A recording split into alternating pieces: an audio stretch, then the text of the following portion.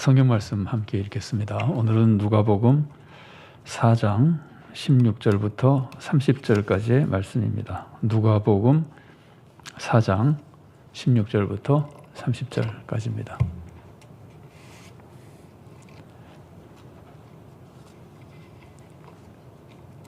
자료들은 다 받으셨죠? 예, 좋습니다. 성경 말씀 제가 봉독해 드리겠습니다.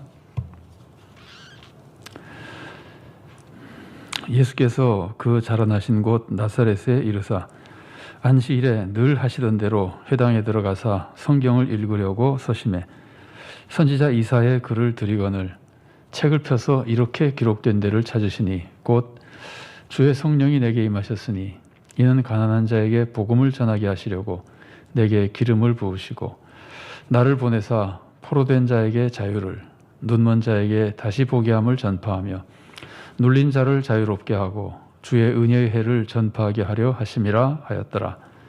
책을 덮어 그 맡은 자에게 주시고 앉으시니 회당에 있는 자들이 다 주목하여 보더라. 이 예수께서 그들에게 말씀하시되 이 글이 오늘 너희 귀에 응하였느니라 하시니 그들이 다 그를 증언하고 그 입으로 나오는 바 은혜로운 말을 놀랍게 여겨 이르되 이 사람이 요셉의 아들이 아니냐. 예수께서 그들에게 이르시되 너희가 반드시 의사야 너 자신을 고치라 하는 속담을 인용하여 내게 말하기를 우리가 들은 바 가버나움에서 행한 일을 내 고향 여기서도 행하라 하리라.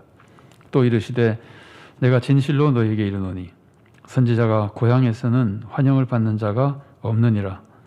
내가 참으로 너희에게 이르노니 엘리야 시대에 하늘이 3년 6개월간 닫히어 온 땅에 큰 흉년이 들었을 때에 이스라엘에 많은 과부가 있었으되 엘리야가 그중 한 사람에게도 보내심을 받지 않고 오직 시돈 땅에 있는 사렙다의 한 과부에게 뿐이었으며 또 선지자 엘리사 때에 이스라엘에 많은 나병 환자가 있었으되 그 중에 한 사람도 깨끗함을 얻지 못하고 오직 수리아 사람 나만 뿐이었느니라. 회당에 있는 자들이 이것을 듣고 다 크게 화가 나서 일어나 동네 밖으로 쫓아내어 그 동네가 건설된 산 낭떠러지까지 끌고 가서 밀쳐 떨어뜨리고자 하되 예수께서 그들 가운데로 지나서 가시니라. 아멘. 자, 오늘 읽은 말씀 잘 아시는 말씀입니다. 근데 오늘 말씀을 우리가 더 잘 이해하기 위해서 본문의 모습을 좀 살펴보도록 하겠습니다. 본문의 여러 가지 배경적인 모습을 좀 보면은 지금 예수님이 갈릴리에 오셨는데 어떤 상태로 돌아오셨죠? 오늘 본문 보면은 14절에 본문 이전입니다. 미안합니다. 우리가 16절부터 읽었는데 본문 이전에 나오는 말씀 보면은 14, 15절을 제가 자료에다가 인용해 놨죠. 자, 그 말씀을 한번 같이 읽어보겠습니다. 예수께서 성령의 능력으로 갈릴리에 돌아가시니 그 소문이 사방에 퍼졌고 친히 그 여러 회당에서 가르치심에 무엇 사람에게 칭송을 받으시더라. 그러니까 이런 상태로 지금 오신 겁니다. 어떤 상태냐면은 성령님의 능력으로 오셨다. 성령님의 능력으로 오셨다고 하는 것은 성령님의 충만하심을 받았다는 뜻이죠. 이건 우리가 금방 짐작할 수 있습니다. 왜냐하면 예수님의 생애를 보면은 공생애를 시작하실 때 무슨 일이 일어나죠? 무엇으로부터 공생애를 시작하시죠? 세례 받으심으로써. 그러니까 세례 받으실 때 무엇이 임하죠? 성령님이 임하시잖아요. 그래서 어쨌든 예수님은 성령님의 능력으로, 그리고 이제 사탄에게도 이기셨고, 그리고 예수님은 성령님의 능력으로 갈릴리에 오셨는데 성령님의 충만하심, 성령님의 권능을 입고 오셨습니다. 성령님의 권능을 입고 오셔서 예수님이 뭘 하셨을까요? 예수님이 성령님의 권능을 입으신 후에 예수님이 하신 것은, 물론 세례 때 성령님이 임하셨고 성령님이 임하신 후에 예수님은 사탄과 시험에서 이기셨습니다. 사탄과의 대결에서 이기셨습니다. 구원사역을 시작하시는 겁니다. 그리고 지금 성령님의 능력으로 뭘 하셨느냐 하면은 여기서는 지금 15절에서는 가르치셨더니 칭송을 받았다고 되어 있죠. 그죠? 근데 가르치신 거 말고 뭐 하셨을까요? 오늘 읽은 말씀 보면은 나중에 나사렛 회당에서 사람들이 예수님에게 뭐라 그러죠? 네가 가버나움에서 행한 거, 우리가 소문 들은 거 여기서도 행하라 그러잖아요. 그게 뭐겠어요? 한마디로 말하면은 기적이죠. 사람들이 놀라는 일, 사람들이 못하는 일. 그러니까 예수님은 성령님의 권능으로 두 가지를 이미 하고 계시는 겁니다. 기적을 행하시고 뭐 병을 고치셨거나 그랬겠죠. 그죠? 그런 기적을 행하셨겠죠. 기적을 행하시고 그리고 가르치시고 이런 사역들을 예수님이 하셔서 사람들이 예수님에 대해서 놀라기도 하고 굉장히 칭찬해서 그 15절 말씀 보면은 무사람에게 칭송을 받으시더라. 자, 이런 모습으로 예수님이 갈릴리에 오셔서 오늘 본문에서는 이제 나사렛 회당으로 들어가시는 겁니다. 자, 그래서 이번 말씀 보면은 반가로 이번에 이렇게 질문이 되어 있죠. 본문에서는 예수님이 언제 어디서 무엇을 하시는가. 오늘 본문 16절부터 읽었는데 거기 보면은 자라나신 곳 나사렛에 가셔서, 나사렛은 큰 지역이고 그 중에서도 회당에 들어가시죠. 그러니까 그냥 편의상 나사렛 회당이라고 했습니다. 그런데 안식일이옵니다. 날짜로는 예수님이 그러니까 언제 안식일에 나사렛 회당에 가서 뭘 했습니까? 오늘 본문 보면 성경을 읽었습니다. 그런데 그 성경을 읽은 모습, 이 모습을 안식일에 회당에 가서 성경 읽은 모습을 예수님이 늘 하시던 대로라 그럽니다. 늘 하시던 대로 회당에 들어가서, 안식일에 늘 하던 대로 회당에 들어가서. 이 말씀 보면은 예수님이 유대인들의 전통적인 종교 생활을 열심히 하셨다는 거예요? 잘 안 하셨다는 거예요?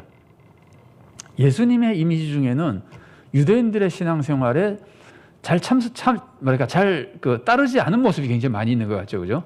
예를 들면은 유대인들이 안식일에 일하지 말라 그래도 예수님은 안식일에 병을 막 고쳐주셨잖아요. 그러니까 유대인들이 예수님을 싫어한 이유 중에, 특히 종교 지도자들이 예수님을 싫어한 이유 중에 하나가 자기네 전통을 잘 안 따랐기 때문이거든요. 그런데 오늘 이 말씀 보면은 예수님이 원래 유대인들의 신앙생활을 잘 따라 하신 겁니까? 안 하신 겁니까? 잘 하셨다는 걸 보여주고 있는 겁니다. 예수님이 하시지 않은 것은 그들의 잘못된 것을 하지 않은 것이지, 전통적으로 신앙생활에 필요한 것은 굉장히 철저하게 잘 하셨습니다. 이런 말씀을 굳이 기록하는 것, 늘 하시던 대로라고 하는 걸 굳이 기록한 것은 사람들이 예수님에 대해서 오해하는 모습들이 많이 있었기 때문이에요. 지금도 예수님 오해하는 사람들이 많습니다. 지금도 예수님은 무조건 다 때려 부시는 분인 것처럼 생각하는 사람, 종교적인 전통은 다 부시는 것처럼 생각하는 사람들이 많이 있는데, 예수님은 종교적인 전통을 부시는 분이 아니라 종교적으로 잘못된 거를 부시는 분입니다. 그리고 바로 세우시는 분입니다. 깨버리기만 하는 분이 아니라 잘못된 거는 깨고 바로 세우시는 분입니다. 그래서 선지자 예레미야에게 하나님이 예레미야를 부르셨을 때 파괴하고 건설한다 그랬잖아요. 파괴만 하는 것이 아니에요. 악한 것은 파괴하고 선한 하나님의 뜻을 세워나가는 거예요. 그게 하나님의 종이 하는 일이거든요.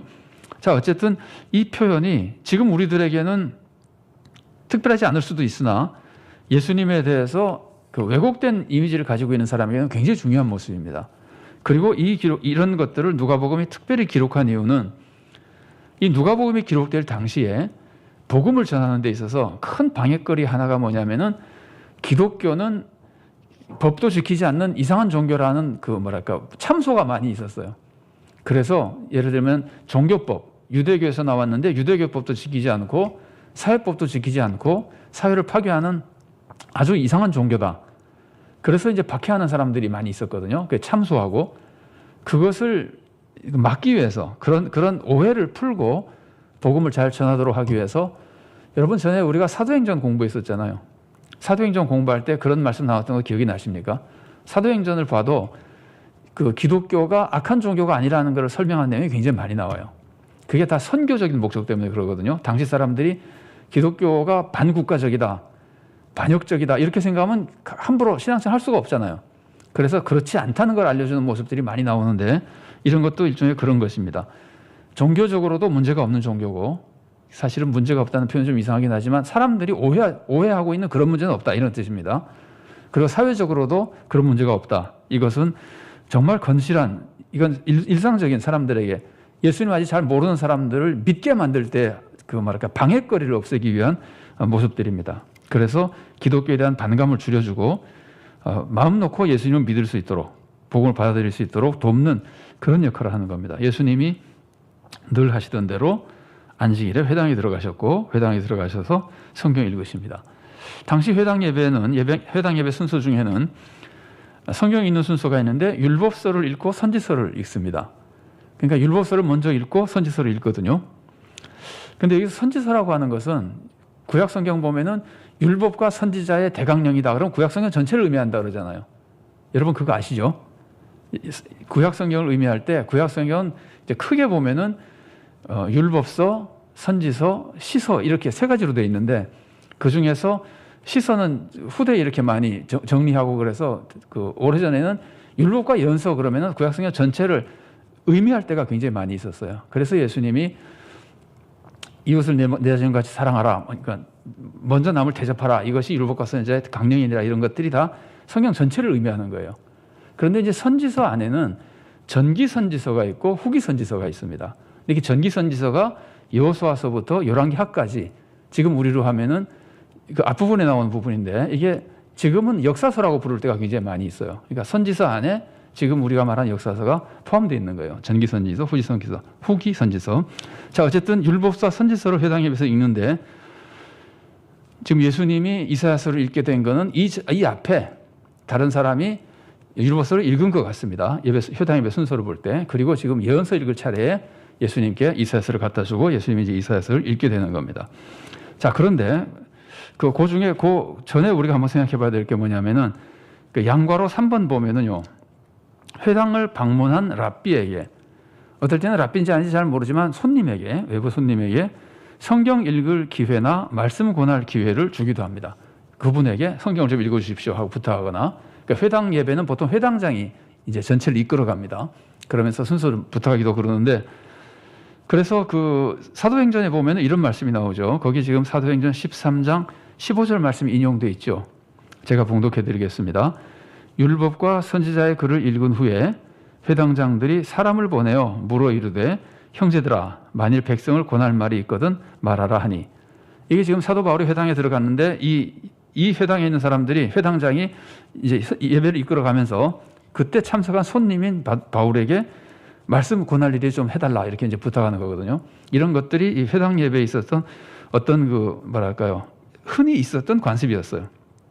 그래서 랍비에게는 물론이고 손님에게도 이렇게 좀 부탁해서 말씀 전할 기회를 주기도 하고 그랬었습니다.